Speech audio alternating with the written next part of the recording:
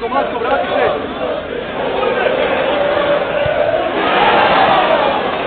Može izbjera, ej!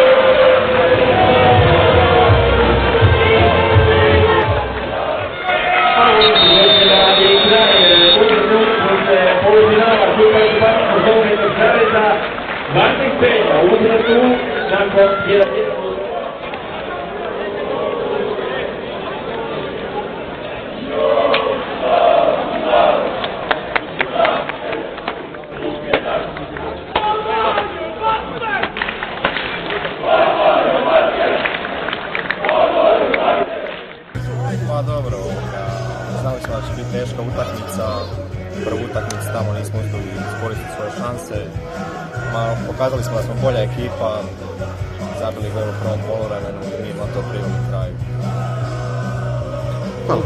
To reći, možda je čak malo i previsok rezultat obzirom na viđeno tokom 90 minuta. Nismo razočarali, sigurno, drago mi je da je najprije publika došla ovako u jednom respektabilnom broju. Što reći o mojim momcima, dali su u ovom trenutku sve koliko su mogli, znali smo da mi ne možemo parirati Varteksu tokom svih 90 minuta, ali kad sagledam malo cijelu utakmicu, kad napravi nekakav rezime svega, mislim da je presudio taj drugi pogodak koji nam je došao vrlo rano u drugom poluvremenu, nakon 5-6 minuta, gdje smo mi jednostavno možda ne toliko fizički koliko psihički da smo malo potonuli i htjeli smo odmah na brzinu da pokušamo zabiti taj gol koji bi nas možda ostavio u toku utakmice da pokušamo izjednačiti na kraju krajeva, pa išli smo u nekakvu trku sa Varteksom. To nije bilo ideja, to nije bio nekakav naš naum, ali jednostavno situacija. To je nogomet, idemo dalje. Nismo razočarali, nismo razočarani, znali smo što nas čeka, htjeli smo to finale kupa, nismo uspjeli o tome.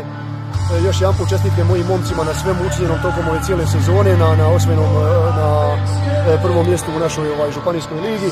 Varteksu čestitke na prolasku finale kupa i želim im puno sreće u nastavku prvenstva i da ostanu u ligi, a to je onaj cilj koji moraju ispuniti za dobrobit njih i za dobrobit cijele Varaždinske županije.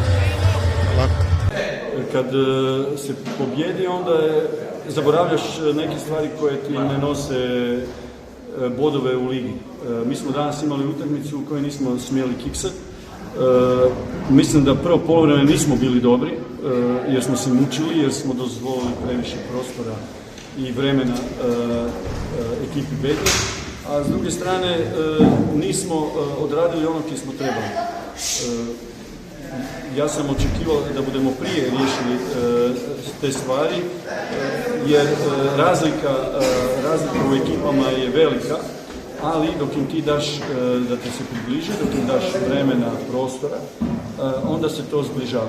Ali treba čestitati jednoj i drugoj ekipi i publici, i to je bilo sve na dostojnom nivou polufinala. Šteta što te dvije ekipe ne igraju u finalu, ali mislim da mi smo odradili jedan važan dio za klub, a to je da smo se plasirali u finale. Naravno da nećemo biti zadovoljni plasmanom u finale jer ćemo tražiti da pobjedimo u tome, ali Već od danas na večer mi se okrećemo obavezama u ligi gdje želimo napraviti onaj korak koji mislim da smo propuštali kroz cijelo proljeće i da tu se potvrdimo, da ne budemo onako kroz mala vrata ostali u ligi, nego da pokažemo da znamo igrati i da možemo igrati i da se možemo natjecati. Moj Varteks jedini, za sve na svijetu ja dao te ne bi za ništa.